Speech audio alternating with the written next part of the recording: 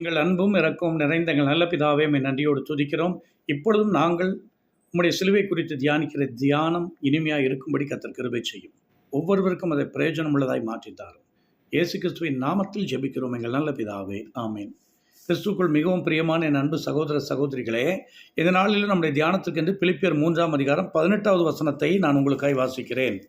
ஏனெனில் அநேகர் வேறு விதமாய் நடக்கிறார்கள், அவர்கள் கிறிஸ்துவின் சிலுவைக்கு பகைஞர் என்று உங்களுக்கு அநேக தரம் சொன்னேன், இப்பொழுது கண்ணீரோடும் சொல்கிறேன். வேத புஸ்தகத்தில் பார்க்கிறோம், சிலுவைக்கு பகைஞராக இருக்கிற ஒரு கூட்ட ஜனங்களை குறித்து வேதத்தில் வாசிக்கிறோம். இவர்கள் கிறிஸ்துவுக்கு பகைஞர் இல்லை, சிலுவைக்கு பகைஞர் என்பதாக நம்ம பார்க்கிறோம். இவர்கள் கிறிஸ்துவின் சிலுவையை சுமக்க மறுக்கிறவர்கள். கிறிஸ்துவின் சிலுவைக்காக இல்லை என்றால் அந்த பேர்டனை சுமப்பதற்கு இவங்களுக்கு இஷ்டம் கிடையாது. தியாகம் பண்ணுவதற்கு இவர்களுக்கு இஷ்டம் கிடையாது. இவங்களுடைய வேதம் எப்படி இருக்கு அப்படின்னா, இவர்களுக்கு லாபமாக இருக்கிறவைகள் இவர்களுக்கு லாபமாகவே இருக்கும், இவர்களுக்கு நஷ்டமாக இருக்கிறவைகள் நஷ்டமாக இருக்கும். பவுலப்போஸ்தலன் என்ன சொல்கிறார்? எனக்கு லாபமானவைகள் எவைகளோ அவைகளை கிறிஸ்துவுக்காக நஷ்டம் என்று எண்ணினேன், நான் அவரை ஆதாயப்படுத்துவதற்காக. ஸோ இப்போ இங்கே வேத புஸ்தகத்தில் நம்ம பார்க்கணும், ஏன் இப்படி சொல்லப்படுகிறது என்று சொல்லி பார்க்கும்போது 17வது வசனத்தில் பாருங்கள், சகோதரரே நீங்கள் என்னோட கூட பின்பற்றுவர்களாகி நான் கிறிஸ்துவை பின்பற்றுவது போல நீங்களும் ஆண்டவரை பின்பற்றுங்க அப்படின்னு சொல்லி சொல்கிறத நம்ம பார்க்குறோம். நாங்கள் உங்களுக்கு வழிகாட்டுகிறபடி நடக்கிறவர்களை மாதிரியாக நோக்குங்கள். ஸோ இப்போ இங்கே பைபிளில் நம்ம பார்க்குறோம், ஆண்டவராய் கர்த்தர் ஒரு மாதிரியை வைத்திருக்கிறார். He has set an example for us so that we should walk in his ways. அங்கே பாருங்கள், we should walk in his steps. அவருடைய வழிகளில் நடக்கும்படி தேவனாகிய கர்த்தர் நம்மை அழைத்திருக்கிறார். ஆனால் இங்கே நம்ம பார்க்கிறோம் 18 வேறு விதமாய் நடக்கிற ஒரு கூட்ட ஜனங்களை குறித்து வேதத்தில் பார்க்கிறோம். இவர்கள் தங்கள் கம்ஃபர்ட் ஜோனை விட்டு வரமாட்டாங்க, கிறிஸ்துக்காய் சிலுவை சுமக்க மாட்டாங்க, கிறிஸ்துவின் ஊழியத்திற்காய் பாட அனுபவிக்க மாட்டார்கள். இவர்கள் கிறிஸ்துவின் சிலுவைக்கு பகைஞர். கிறிஸ்மஸ்னால் உங்களுக்கு பிடிக்கும், அங்கே பார்த்தீங்கன்னா கொண்டாட்டங்கள் திருவிழானா பிடிக்கும், ஆனால் சிலுவை சுமக்குதுன்னா சிலுவைக்கு இவர்கள் பகைஞர். ஏன்னா பைபிளில் நம்ம வாசிக்கிறோம், இவங்களுடைய முடிவை குறித்து வேதத்தில் எழுதப்பட்டிருக்கிறது. அதே பிலிப்பியர் 3:19 வசனத்தில் அவளுடைய முடிவு அழிவு, அவளுடைய தேவன் அவளுடைய வயிறு, அவர்களுடைய மகிமை அவளுடைய இலச்சையே, அவர்கள் பூமிக்குரியவைகளையே சிந்திக்கிறார்கள். கொலோசியர் 3:1 பார்க்கிறோம், நீங்கள் கிறிஸ்துவுடனே எழுந்தது உண்டானால் நீங்கள் மேலானவைகளை நாடுங்கள், மேலானவைகளை தேடுங்கள் என்று சொல்லி வேதத்தில் எழுதப்பட்டிருக்கிறத நம்ம பார்க்கிறோம். கிறிஸ்துவனுடைய வலது பார்சத்தில் இருக்கிற மேலான காரியங்களை தேடுங்கள் என்பதாக வேதத்தில் எழுதப்பட்டிருக்கிறத நம்ம பார்க்கிறோம். ஸோ இங்கே என்ன கலாத்திய சபைக்கெல்லாம் அவர் எழுதும்போது, அந்த சபையில் அவர் எழுதுகிறார், அங்கே இருக்கிற மக்கள் எல்லாம் உங்கள் மாம்சத்தை குறித்து மேன்மை பாராட்டுகிறார்கள். அங்கே அவர் என்ன பேசி வருகிறார்? கலாத்தியர் 5ஆம் அதிகாரத்தில் 6ஆம் அதிகாரத்தில் எல்லாம் நான் கிறிஸ்துவின் சிலுவை குறித்தே மேன்மை பாராட்டுகிறேன் அவர் சொல்கிறார். நான் வேறு எதை குறித்து மேன்மை பாராட்டுறதில்லை, என் படிப்பை குறித்து, என் பணத்தை குறித்து, வேறு எந்த காரியத்தை குறித்து நான் என்ன செய்யலை, மேன்மை பாராட்டவில்லை, கிறிஸ்துவின் சிலுவை குறித்தே நான் என்ன செய்கிறேன், மேன்மை பாராட்டுகிறேன் என்று 6:14 அவர் சொல்லுகிறத நம்ம பார்க்கிறோம் கலாத்தியரில். ஆனால் வேத புஸ்தகத்தில் நாம் பார்க்கிறோம், வேறு விதமாய் நடக்கக்கூடிய ஒரு சாரா ஜனங்களை குறித்து அங்கே எழுதப்பட்டிருக்கிறத நம்ம பார்க்கிறோம். ஸோ இங்கே வேதத்தில் நம்ம வாசிக்கிறோம், என்ன வாசிக்கிறோம் கலாத்தியரில்? அங்கே பார்க்க, நான் என்ன செய்கிறேன், கிறிஸ்துவினுடைய சிலுவை குறித்தே, நானும் நம்முடைய கர்த்தராகிய இயேசு கிறிஸ்துடைய சிலுவை குறித்தல்லாமல் வேறு ஒன்றை குறித்து நான் மேன்மை பாராட்டாதிருப்பேனாக. அவரால் உலகம் எனக்கு சிலுவையில் அறையப்பட்டிருக்கிறது, நானும் உலகத்திற்கு சிலுவையில் அறையப்பட்டிருக்கிறேன் என்பதாக வேதத்தில் பார்க்கணும். ஆனால் இங்கே ஒரு சாரா ஜனங்களை குறித்து பைபிளில் நம்ம பார்க்குறோம். அவங்க சொல்கிறாங்க கலாத்தியர் 5:2 பார்த்தீங்கன்னா, நீங்கள் மறுபடியும் விருத்த சேதனம் பண்ணப்பட வேண்டும், என்னதான் வசனம் கேட்டாலும் வார்த்தை கேட்டாலும் விருத்த சேதனம் பண்ணணும் அப்படின்னு. இப்போ பக்தனாகிய பவுல் என்ன சொல்கிறாரு? நீங்கள் விருத்த சேதனம் பண்ணுவீர்கள் என்றால் நீங்கள் கிருபை விட்டு விழுந்து போய் விடுவீர்கள் என்று சொல்லி அவர் எழுதுகிறத நம்ம பார்க்குறோம். விருத்த சேதனம் அடைந்திருக்கிற அவர்கள் நியாயப்பிரமாணத்தை கை கொள்ளாமல் இருக்கிறார்கள். அப்படி இருந்தும் அவர்கள் உங்கள் மாம்சத்தை குறித்து மேன்மை பாராட்டுகிறார்கள். நீங்கள் விருத்த சேதனம் பண்ணிக்கொள்ள வேண்டும் என்று விரும்புகிறார்கள். இப்போதான் பவுல் சொல்கிறாரு, நீங்கள் விருத்த சேதனம் பண்ணிட்டீங்க அப்படின்னா நீங்கள் கிறிஸ்துவனுடைய கிருபைக்கு நீங்கள் அப்பால் போய்விடுவீர்கள். ஏனெல்லாம் கிறிஸ்து உங்களுக்காக ரத்தம் சிந்தி இருக்கிறார் என்பதாக வேதத்தில் பார்க்கிறோம்.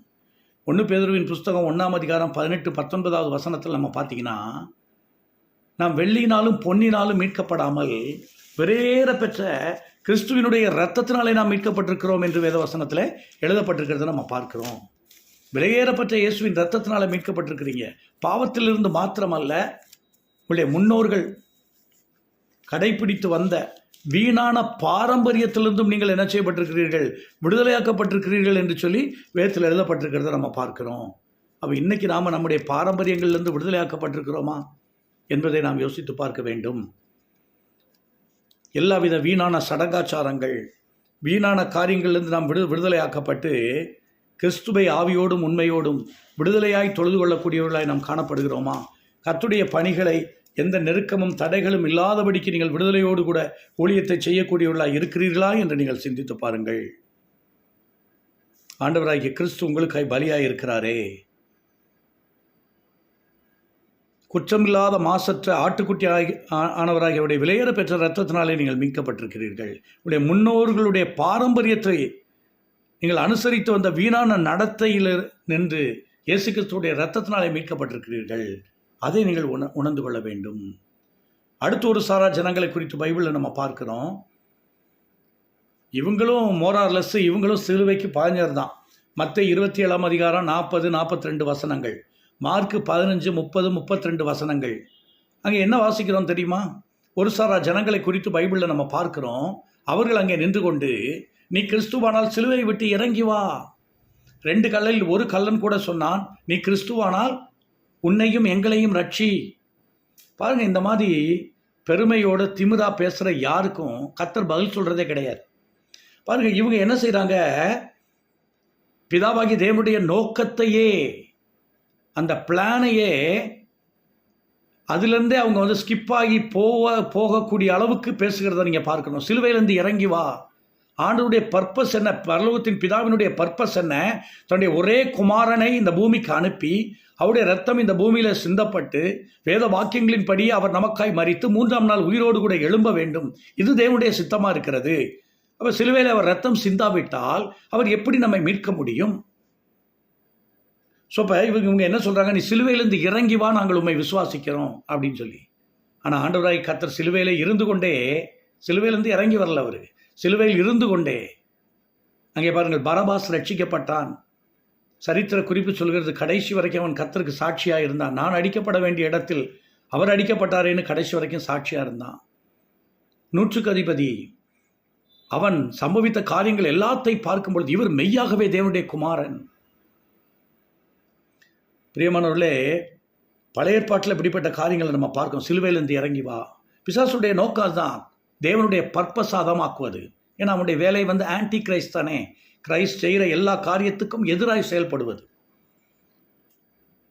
பிசாசு கூட இயேசுவை உயர்ந்த ஒரு இடத்துல கொண்டு போய் வச்சு என்ன சொன்னான்? அங்கே போய் நீர் மேலேருந்து தாழ குதியும், அப்பொழுது தேவதூதர்கள் உம்மை கையில் ஏந்தி கொண்டு போவார்களாமே. பாருங்க, மேலேருந்து கீழே குதி. ஆண்டவரை கொல்ல வேண்டும் என்று நினைக்கிறான். இங்கே நம்ம பார்க்கிறோம், இயேசு ரத்தம் சிந்தி நமக்காய் மரிக்க வேண்டும் சிலுவையிலே. ஆனால் இவங்க அங்கே நின்றுட்டு என்ன சொல்கிறாங்க? நீர் இறங்கி வாரும், அப்பொழுது நாங்கள் விசுவாசிக்கிறோம். தேவனுடைய பிளான், தேவனுடைய பர்பஸ், தேவனுடைய வில்லுக்கு எதிராக போகிறவங்க உங்களுடைய வாழ்க்கையை நீங்கள் ஆராய்ந்து பாருங்கள்.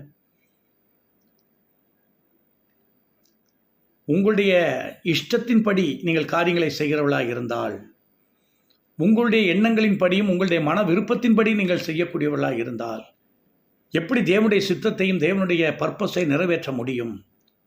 So you just get into the or just get fitted into the plan of God.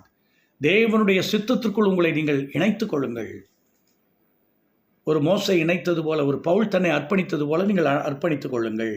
வேத புஸ்தகத்தில் நெகேமியாவின் புஸ்தகம் 4ஆம் அதிகாரம் 6வது வசனம் 9வது வசனம், நெகேமியா 4:6-9, அதே மாதிரி நெகேமியா 6:2-4 இதெல்லாம் படிக்கும்போது பைபிள் நம்ம பார்க்குறோம். அவர்கள் இடிந்து போன எருசலேமின் மதில் சுவர்களை கட்டி கொண்டிருக்கிறத நம்ம பார்க்குறோம். அங்கே பார்த்தீங்கன்னாக்கும் எப்பொழுதுமே இப்போ ஒரு 8 பேர் நன்மையான காரியத்தை சொல்லிகிட்டே இருந்தால் 2 பேர் எப்படியாவதும் உங்களை பற்றி தீமையாக பேசுவாங்க. அங்கே 2 பேரை குறித்து இந்த நெகேமியாவின் புஸ்தகத்தில் பார்க்குறோம். ஒருவன் பேர் சன்பல்லாத், இன்னொருவன் பேர் தொபியா. இவங்க 2 பேரும் சொல்கிறாங்க, இவர்கள் என்ன மதில் சுவர் கட்டுகிறார்கள், ஒரு நரி ஏறி ஓடி போனால் அந்த சுவர் விழுந்து விடும் என்கிறார்கள். பரியாசம் பண்ணினார்கள். அவர்கள் செய்கிற வேலையை அவர்கள் நிறுத்தும்படி அவர்கள் என்ன செய்ய எத்தனம் பண்ணினார்கள். அவங்க பார்த்து சொன்னா, நீ இறங்கி வா, நீ செய்கிற வேலையிலேருந்து கடந்து வா, நாம் இங்கே ஒரு பள்ளத்தாக்கு இருக்குது, அந்த பள்ளத்தாக்கில் உட்காந்து பேசுவோம் அப்படின்னு சொல்லி. அப்பொழுது நெகேமியா என்ன வார்த்தைகளை சொல்லி அனுப்பினார். அப்பொழுது நான் பாருங்கள், நெகேமியா 6:3. அப்பொழுது நான் அவர்களிடத்திற்கு ஆள் அனுப்பி, நான் பெரிய வேலையை செய்கிறேன், நான் வரக்கூடாது, நான் பண்ணுகிற அந்த வேலை வீணாய் மெனக்கெட்டு போவானே என்று அவர்கள் சொன்னதாக நம்ம பார்க்கிறோம். இன்றைக்கி நம்ம செய்கிற பணிகள்லேருந்து நம்மளை இறக்கி விடக்கூடிய ஜனங்கள் இருக்கிறாங்க. நம்முடைய ஸ்பிரிச்சுவல் ஸ்டாண்டர்ட்லேருந்து நம்மளை இறக்கி விடக்கூடிய மக்கள் இன்றைக்கி உலகத்தில் இருக்கிறாங்க. அவங்களோட உங்களை இணைத்து கொண்டீங்க அப்படின்னா நீங்கள் ஓட்டத்தை ஜெயமாய் ஓடி முடிக்க முடியாது. பிரியமானவர்களே, கிறிஸ்துவினுடைய சிலுவைக்கு பகைஞராய் நீங்கள் இருக்கக்கூடாது. தேவனுடைய பணியை விட்டு நீ இறங்கி வா, தேவனுடைய செயலை விட்டு நீ இறங்கி வா என்று கூப்பிடக்கூடிய மக்கள் இருக்கிறாங்க. பரியாசம் பண்ணினார்கள். பாருங்கள், அவர்கள் ஒரு கையினால் வேலை பார்த்து கொண்டு ஒரு கையிலே என்ன செய்த ஆயுதங்களை பிடித்து கொண்டு இரவும் பகலுமாய் என்ன செய்தார்கள், அந்த மதில் சுவரை கட்டினார்கள். வேத வசனம் சொல்லுகிறது 52 நாட்களில் அந்த மதில் சுவர் என்ன செய்தது, கட்டி முடிக்கப்பட்டது என்பதாக வேதத்தில் நம்ம பார்க்கிறோம். நீங்கள் செய்கிற பணியிலிருந்து உங்களை திசை திருப்புவதற்கு பலவித ஏவுகணிகளை, அக்கினியாஸ்திரங்களை பிசாசு ஏவுவான். கர்த்தருக்குள்ளே உறுதியாக இருந்து தேவனுடைய காரியங்களை நிறைவேற்றும்படி தேவனாகிய கர்த்தர் உங்களை அழைத்திருக்கிறார். நீங்கள் தேவனுடைய அடிச்சுவடுகளை பின்பற்றி கடந்து போங்கள். இயேசு உங்களுக்கு மாதிரியாக இருக்கிறார். ஓடி முடித்த பரிசுத்தவான்கள் நமக்கு மாதிரிகளாக இருக்கிறார்கள். இத்தனை திரளான சாட்சிகள் நம்மை சூழ்ந்து நிற்கிறதே. ஸோ அப்போ நம்மை பாரப்படுத்துகிற காரியங்களை தள்ளி விட்டு நாம் முன்னேறி செல்லும்படிக்கு தேவனாகிய கர்த்தர் அழைக்கிறார். நம்ம ஆண்டவரை நோக்கி ஜெபம் பண்ணலாமா? ஆண்டவரே, உங்களுடைய சித்தத்திலிருந்து நான் வழி விலகி போய்விடாதபடி, என்னுடைய ஆவிக்குரிய நிலையிலிருந்து நான் மேலே போகணும், நான் கீழே இறங்கி விடாதபடி என்னை காத்தருளும் என்று சொல்லி ஜெபம் பண்ணலாம். பரலோகத்தின் தகப்பனே, இந்த மாலை வேளையிலே கர்த்தர் நீர் பேசி சொன்ன நம்முடைய வார்த்தை வசனங்களுக்காக நன்றி செலுத்துகிறோம். உங்களுடைய பிள்ளைகளுடைய நிலைமையை நீர் அறிந்திருக்கிறீர். ஆண்டவரே, மை துதிக்கிறோம். எல்லா தீமையான சடங்காச்சாரங்களிலிருந்தும் பொல்லாப்பிலிருந்தும் உங்களுடைய பிள்ளைகளை விடுதலை பண்ணுவீராக. விலையேறப்பெற்ற இரத்தத்தினாலே நாங்கள் விடுவிக்கப்பட்டிருக்கிறோம். அதற்காக நன்றி செலுத்துகிறோம். அது மாத்திரமல்ல ஆண்டவரே, அப்பா, தேவனுடைய சித்தத்தை செய்ய விடாதபடிக்கு தடுக்கக்கூடிய, இயேசுவை பார்த்து சிலுவையிலிருந்து இறங்கி வா, அப்பொழுது விசுவாசிப்போம் என்று சொன்னார்களே, அப்படிப்பட்ட மனிதர்களை விட்டு உங்களுடைய பிள்ளைகள் விலகி இருக்க உதவி செய்யுங்க. அவர்கள் செய்கிற தேவ பணியை செய்ய விடாதபடிக்கு தடுக்கிற, அவருடைய ஆவிக்குரிய ஜீவிதத்தை கர்த்தாவே சீர்குலைக்கிற, அவர்கள் செய்கிற கர்த்தருடைய ஊழியங்களை சீர்குலைக்கிற தீமையான மக்கள், பொல்லாப்பை செய்கிற மக்கள், அவர்களை விட்டு உங்களுடைய பிள்ளைகள் விலகி கடந்து செல்ல கர்த்தர் கிருபை தாங்க. தொடர்ந்து உங்களுடைய பிள்ளைகளை உங்களுடைய சிறகு நிழலில் மறைத்துக் கொள்ளுங்க. மேன்மையும் மகிமையுமான காரியங்களை அவர்கள் காணும்படி உதவி செய்யுங்க. கனம், துதி, மகிமையெல்லாம் உமக்கே செலுத்துகிறோம். இயேசு கிறிஸ்துவின் மகத்துவம் உள்ள நாமத்தில் தாழ்மையோடு ஜெபிக்கிறோம் எங்கள் நல்ல பிதாவே. ஆமேன், ஆமேன். மெய்யாகவே இந்த மாலை வேளையில் ஆண்டவராய் கர்த்தர் உங்களோடு கூட பேசியிருக்கிறார். ஆண்டவர் தாமே உங்களை ஆசீர்வதித்து கர்த்தர் உங்களுக்கென்று கொடுத்த பணிகளில் நீங்கள் மேன்மையாய் அதை நிறைவேற்றும்படி தேவனுடைய கிருபையும் அவருடைய வழிநடத்தலும் என்றென்றைக்கும் உங்களோடு கூட இருப்பதாக. God bless you all.